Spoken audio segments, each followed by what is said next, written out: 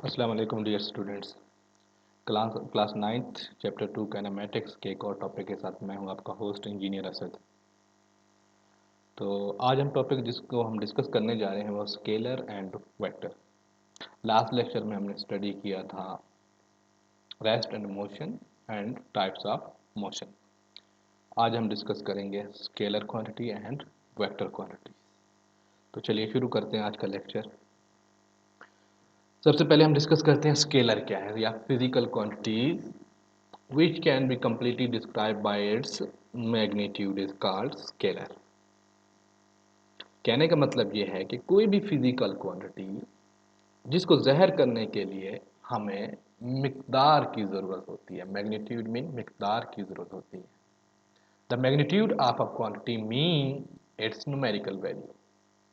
Quantity की मिकदार का मतलब उसकी कोई न्यूमेरिकल वैल्यू है, जैसे कि 2.5 kg, 40 second, 1.8 minutes etc।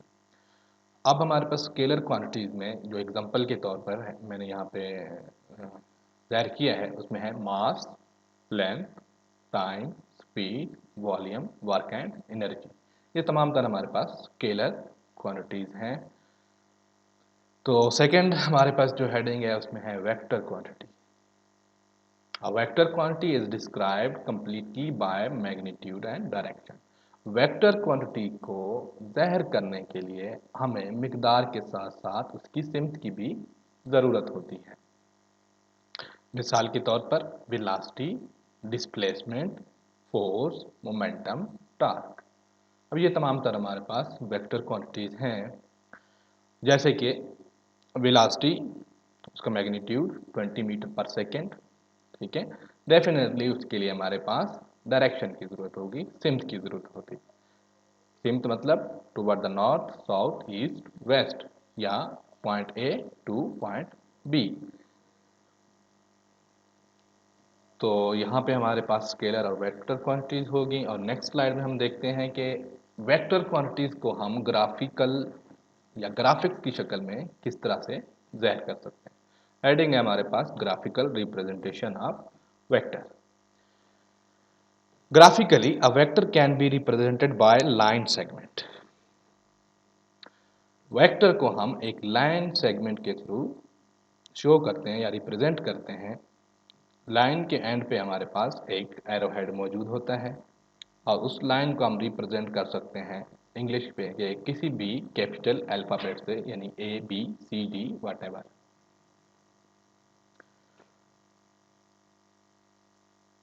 The length of the line AB gives the magnitude of vector V on a selected scale, while the direction of the line from A to B gives the direction। क्योंकि vector quantity को ज़ाहिर करने के लिए हमें magnitude के साथ साथ डायरेक्शन की भी ज़रूरत होती है, इसीलिए हम जो लाइन सेगमेंट इस्तेमाल करेंगे उसका एरो हेड हमें उस वेक्टर क्वांटिटी की डायरेक्शन को ज़ाहिर करेगा, जबकि लेंथ की जो हमारे पास लाइन की जो लेंथ है वो एक्चुअली उसका मैग्नीट्यूड होगा। जैसे कि दूसरी इसमें डायग्राम में आप देख सकते हैं, हमारे पास एक लाइन सेगमेंट है, उसकी टेल है, हेड है और उसका एक मैग्नीट्यूड भी मौजूद है। मैग्नीट्यूड के साथ साथ उस लाइन की डायरेक्शन या सिमत भी मौजूद है। तो नेक्स्ट स्लाइड में आप देखें, हमारे पास अब नई हेडिंग है जिसमें डिस्टेंस और डिस्प्लेसमेंट। हमारे बहुत सारे स्टूडेंट्स को डिस्टेंस और डिस्प्लेसमेंट के दरमियान फ़र्क वाज़े नहीं होता है। शायद बहुत सारे स्टूडेंट हमारे डिस्टेंस और डिस्प्लेसमेंट को सेम चीज़ समझते हैं, लेकिन ऐसा नहीं है। अगर हम इसकी डिस्टेंस की डेफिनेशन देखें, length of a path between two points is called the distance between those point. यानी कि एक पॉइंट से दूसरे पॉइंट तक जो फासला है वो हमारे पास डिस्टेंस कहलाता है। अब फासला इरेगुलर भी हो सकता है, यानी कि टर्निंग अराउंड। अब जैसे कि नीचे डायग्राम में आप देख लें, एक पाथ है हमारे पास, पाथ है ए टू बी। ठीक है, वहाँ पे डॉटेड लाइन में आप देख सकते हैं हमारे पास ये एक्चुअली क्या है, डिस्टेंस है, यानी कि पॉइंट ए टर्न लेते हुए जिग जैग जाते हुए पॉइंट बी तक जाता है। इसको हम रिप्रेजेंट करते हैं फासले से या डिस्टेंस से। तो नेक्स्ट देखते हैं डिस्प्लेसमेंट क्या है? Displacement is the shortest distance between two point which has magnitude and direction. तो इस डेफिनेशन से हमें ये वाज़ेह हुआ, डिस्प्लेसमेंट एक शॉर्टकट या शॉर्टेस्ट फासला है बिटवीन टू पॉइंट, और उसके लिए उसका मैग्नीट्यूड और सिम्प का होना भी ज़रूरी है।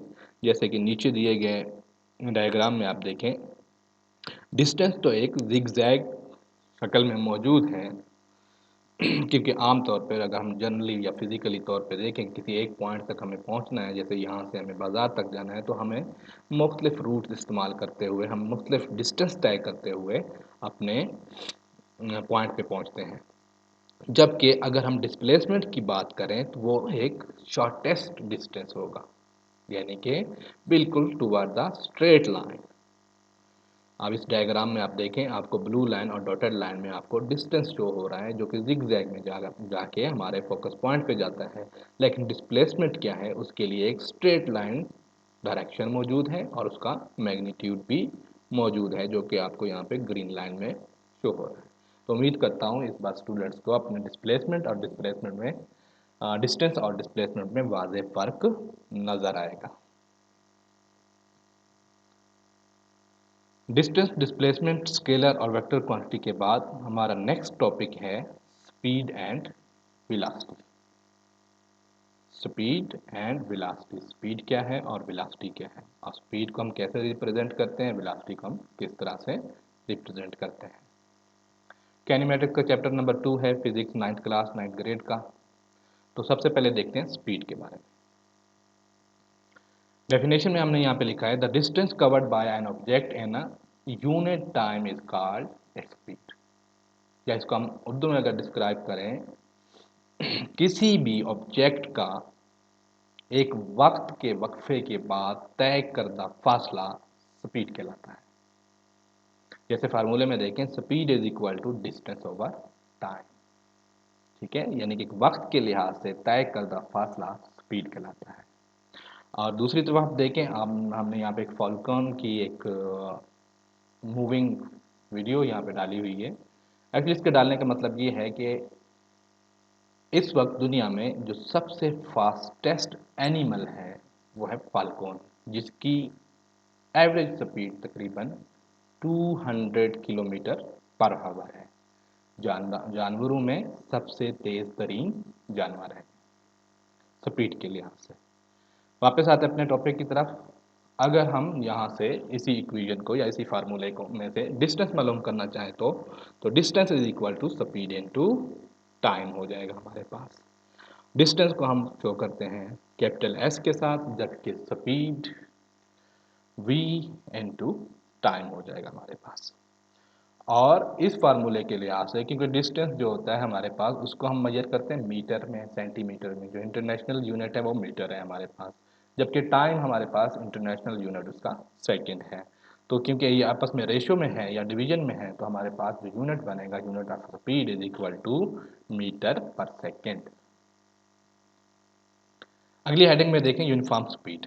अ body has uniform speed if it's cover equal distance and equal interval of time. अगर कोई बॉडी, कोई व्हीकल, कोई ऑब्जेक्ट अगर टाइम के वक्फे के दौरान इक्वल फासला तय करती है तो हमारे पास यूनिफॉर्म स्पीड कहलाती है। यानी कि फॉर एग्जांपल, एक सेकंड में 1 मीटर फासला तय किया, अगले 1 सेकंड में फिर 1 मीटर से फासला तय किया, इस तरह से इस स्पीड को हम कहेंगे यूनिफॉर्म स्पीड।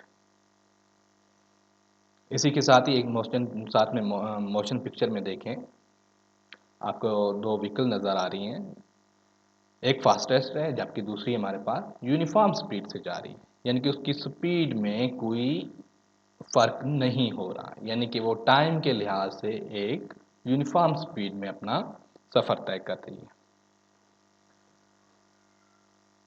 ये हमारे पास स्पीड की कुछ डेफिनेशन, उसका फार्मूला, उसका यूनिट हो गया, फिर यूनिफॉर्म स्पीड हो गई। नेक्स्ट होगा हमारे पास velocity. velocity, the rate of displacement of a body and is called its velocity. यानी डिस्प्लेसमेंट ओवर टाइम, टाइम के लिहाज से तय किया गया डिस्प्लेसमेंट हमारे पास वेलोसिटी कहलाता है। डिस्प्लेसमेंट डेफिनेटली एक हमारे पास वेक्टर क्वांटिटी है जिसमें डायरेक्शन और मैग्नीट्यूड के साथ साथ डायरेक्शन की भी जरूरत होती है। तो वेलोसिटी को हम स्मॉल v और डिस्प्लेसमेंट को स्मॉल d और टाइम को हम t से ज़ाहिर करते हैं, तो फार्मूला बन जाता है v is equal to D over T. अगर हम डिस्प्लेसमेंट मालूम करना चाहें तो d is equal to V into T. इसी तरह से नेक्स्ट हेडिंग है uniform velocity. A body has uniform velocity if it's cover equal displacement in equal interval of time. अगर कोई जिस्म उस वक्त यूनिफॉर्म वेलोसिटी में होगा जब वो इक्वल डिस्प्लेसमेंट इक्वल टाइम के वक्फे के साथ तय करती है, तो हमारे पास यूनिफॉर्म वेलोसिटी होगी। अब मोशन पिक्चर में देखिए, एक हमारे पास रॉकेट शेप में है जो कि वेलोसिटी को ज़ाहिर कर रहा है, यानी कि एक सेम एक डायरेक्शन में toward the upward with time move कर रहा है, तो हमारे पास ये वेलोसिटी कहलाएगी। इसके साथ ही ये लेक्चर यहीं पे एग्जाम्पल 0 होता है। तो कल हम देखेंगे एक्सेलरेशन, यूनिफॉर्म एक्सेलरेशन और एक्सेलरेशन का फार्मूला एंड यूनिट हम फाइंड करेंगे। तो कल तक के लिए आप सबका बहुत बहुत शुक्रिया। अल्लाह हाफ़िज़।